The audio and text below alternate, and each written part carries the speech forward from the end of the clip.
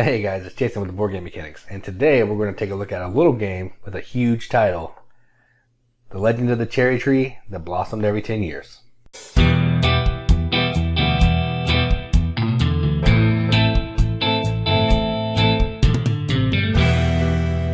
Legend of the Cherry Tree that blossomed every 10 years is a set collection game where players are people trying to collect leaves from this tree that blossoms every 10 years. You're trying to collect all the flowers before they wither, and you're trying to collect sets in front of your player screen and behind your player screen to score a pile of points. There are a couple colors that are wild. Some of them are wild behind the screen, some of them are wild in front. And you're trying to do this by drawing bits out of a bag without hitting certain color combinations to bust, and then you won't be able to collect anything. That's a quick overview. Let's go down to the table and see how it plays.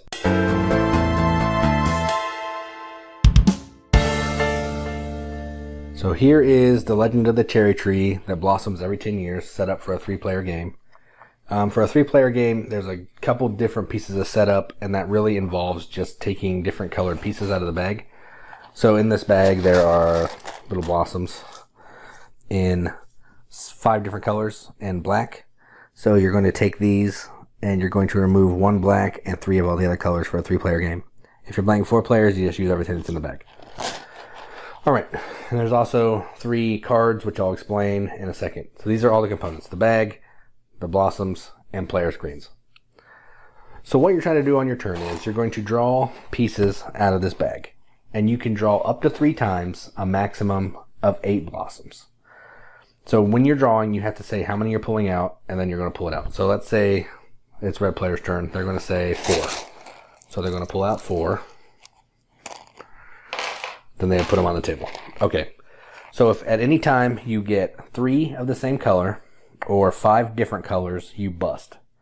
And when you bust, I'll show you how that works. But if you don't bust, you can keep pulling. So in this case, they didn't bust. They're going to keep pulling. So they say, I'll do 1 more. So they pick 1. So they got another yellow. All right, so in this case, they're going to stop. When you stop and you successfully do a pull and you don't bust, you can then take advantage of one of these cards. What these cards mean is, this one means you can get 2 pair. You get to do this action. This one, if you can pull out 6 flowers without busting, you can take this action. So what this one means is you can get 4 different colored flowers out of the bag, and you can take this action. So in this case, this player has 2 pair, so they would take this action.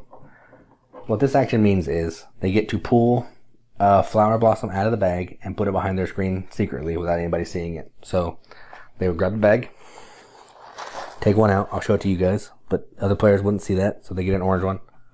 It goes behind their screen. All right.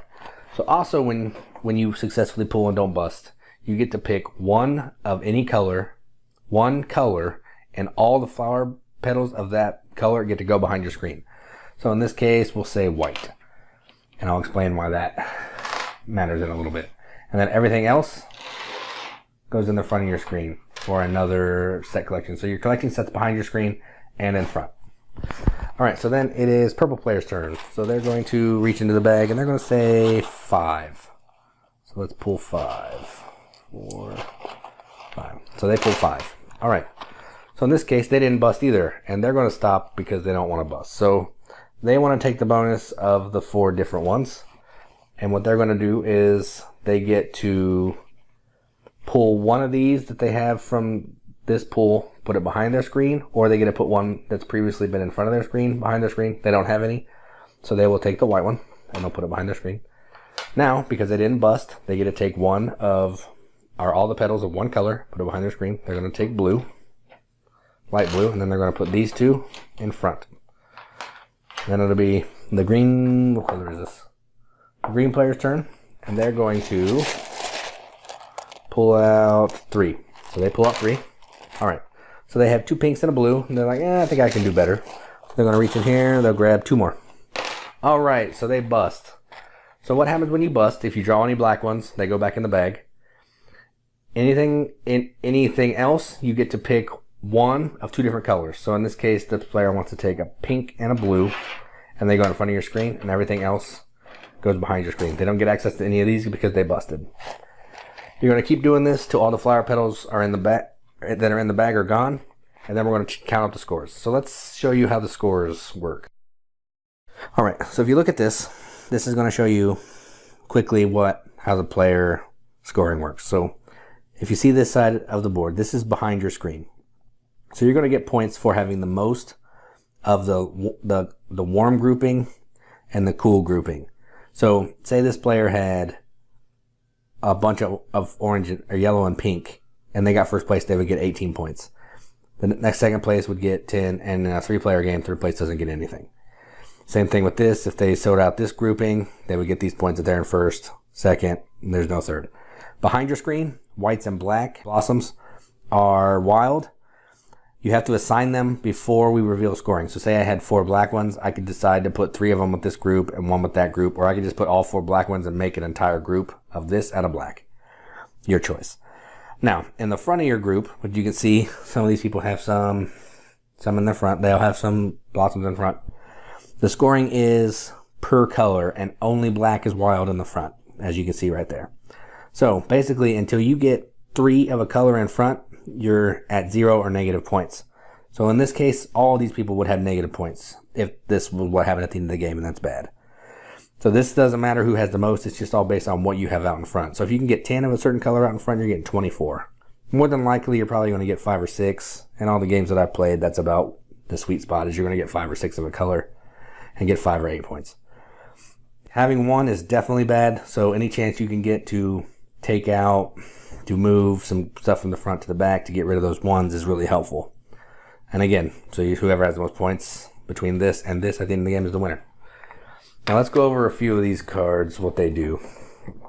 So this is the card that if you have 4 different colored flowers, you get to take something from the draw from the pool you just did successfully, and either take 1 flower to your screen or a previous flower that you drew that's in front of your screen behind your screen.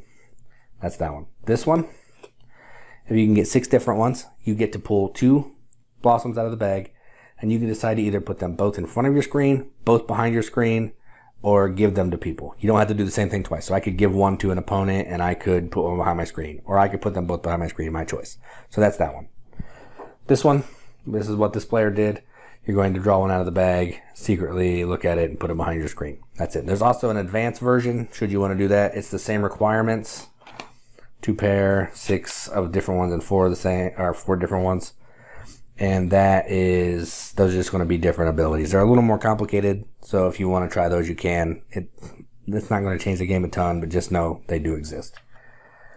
Yeah, that's it. So you're going to do that. You're going to add up your points. Whoever has the most points is the winner of the cherry tree that blossoms once every 10 years. Let's go up to the top and see what we think about it. Alright, so that was The Legend of the Cherry Tree that blossoms every 10 years. This is a very fun game. I love it. My wife and I saw it at Origins, and we had to play it. 1, because the artwork is amazing, and 2, because we're suckers for the Japanese theme, and 3, I heard it was Pressure Luck, and I love Pressure Luck games. I like Ink and Gold, I like Fool's Gold, I like Celestia. Any game where I can try to push my luck to just take it 1 step further, I'm in. And this is essentially what all this game is. You're drawing the little blossoms out of a bag. If you hit 3 of the same color or 5 different colors, you bust, and then you don't get to collect nearly as many blossoms as you would like. So yeah, this game, if you can find it and you're really into pulling stuff out of a bag, and the tense feeling that occurs when you're trying not to bust and you have 3 different colors of 3 different pairs of 2, and then you're hoping you can get that 1 color that you don't have. If you're into that, this is the game for you. Really, there's like minimal components. It's 4 player screens, 3 cards, and a bag filled with blossoms. That's it. But the game has a lot of game for the little amount of components that's in the bag. So this is definitely going to be BGM accepted.